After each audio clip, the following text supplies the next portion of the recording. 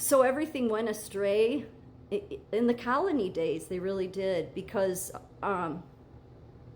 when you decide to turn your denomination into an institution, then you should recognize that then God will see it as you now want to be under the government's rules and laws instead of his. There's a price to pay for it.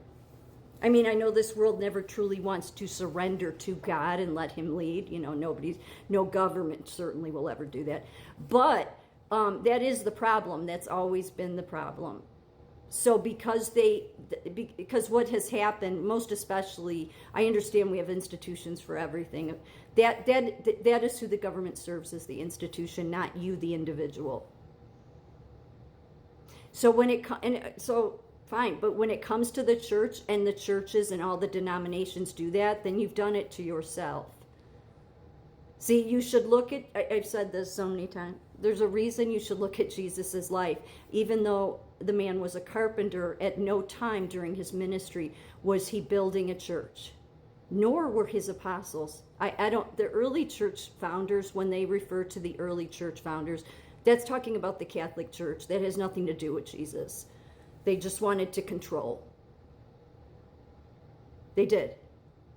The very fact that none of them have any insight into, when we are responsible for all of these things that have happened in our history, do we really think that God's on our side? You know, no insight. But you can blame all the denominations. There's a reason the top three denominations, Catholicism, Protestantism, and evangelicalism, have all become worldly and don't know a thing about Jesus. And if they have issue with that, they can take it up with Jesus. Because I pray about these things. I don't just say them to be difficult. I'm saying the truth. When you turn your church, your denomination, into an institution, then how can God possibly lead? Because you've now allowed the government to be over everything. So then the government has to enact religious freedom, and the courts have to weigh in on it. So where does God fit into that? He doesn't, because you never let him, did you?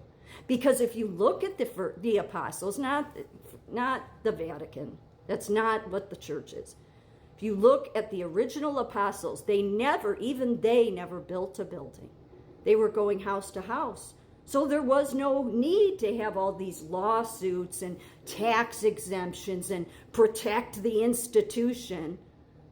But because you wanted to make yourself into an institution, then you've made it not about God anymore.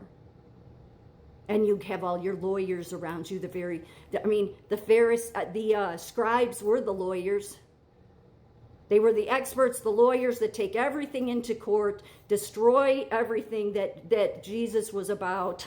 Same thing. Nothing new under the sun. Nothing new. Why does God continue to love America and protect it? I think because he knows that there's enough people in this country that realize that denominations have made things worse. That know that what God wanted was not just that you follow what he said, but that you look at his life and what was he doing, because his actions would tell you what he wanted. So he didn't want women to be seen as less than. That's obvious, because Mary Magdalene was one of the apostles. He definitely hated idolatry. So the Catholic Church, they can say it's not idolatry. It is. I mean, based on the Bible, it is. So, I mean, people can fight that all they want. It's a ridiculous argument on the face of it. Okay? So then when you have that kind of foolishness and recklessness and wickedness that then goes on to say, we're an institution, the government must protect us. Well, then you've kind of told God that, well, yeah, God, I'm going to trust the government more than I'm going to trust you. So then that's how you get here.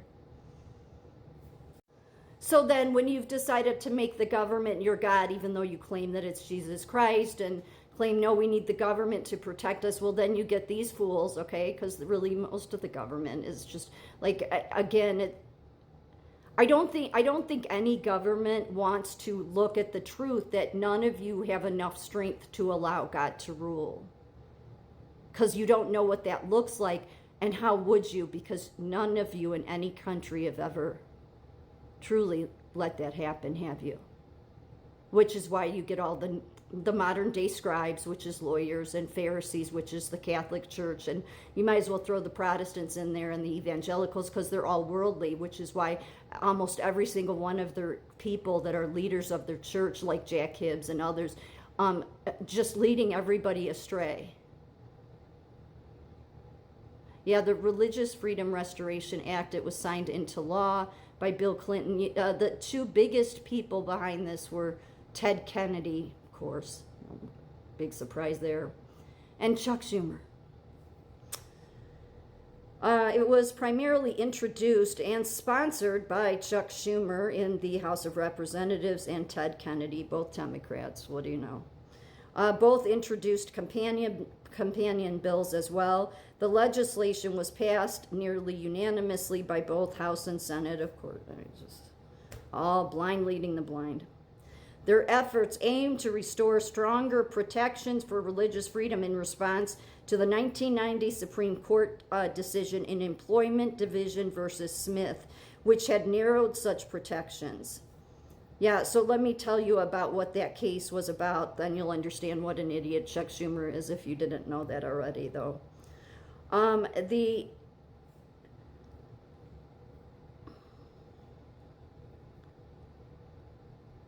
It says this Restoration Act was needed to guarantee stronger protections for individuals and religious organizations. It's more served the institutions of religion than individuals. But that's because when you make the government your God and you get all your modern day scribes, lawyers, then then God says, okay, this is what you want.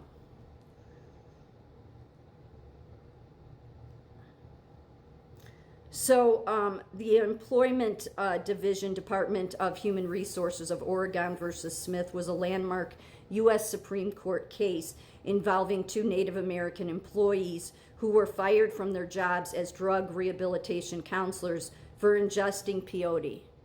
Is that how you say it, peyote? In a hallucinogenic drug used in Native American religious ceremonies as part of their religious practice. The state of Oregon denied their claims for unemployment benefits because their dismissal was due to work-related misconduct because of using it on, while they were at work. But, leave it to these fools, it's like, do you just make this stuff happen so you could somehow do stupid things like this? The court, they were right. So the Supreme Court in a 6-3 decision written by Anthony Scalia ruled that the state could deny unemployment benefits because the law prohibiting peyote use was a neutral, generally applicable law that did not specifically target religious practice. Yeah, that seems like obvious to me.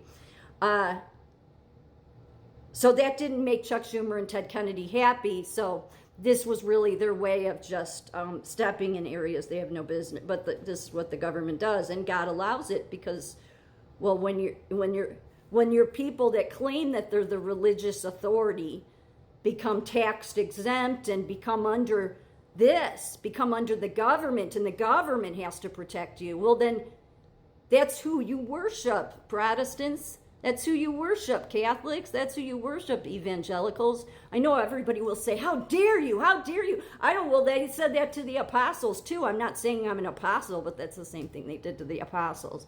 Just saying, it's either, you turned your religious denominations, instead of keeping them in the as a community, which is what all the apostles did.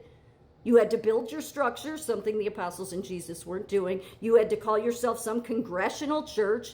You wanted all these protections instead of truly surrendering to God and letting him protect you. Why would that be? Because you would say, well, God would want us to use the government to protect us. Does he? I don't think so.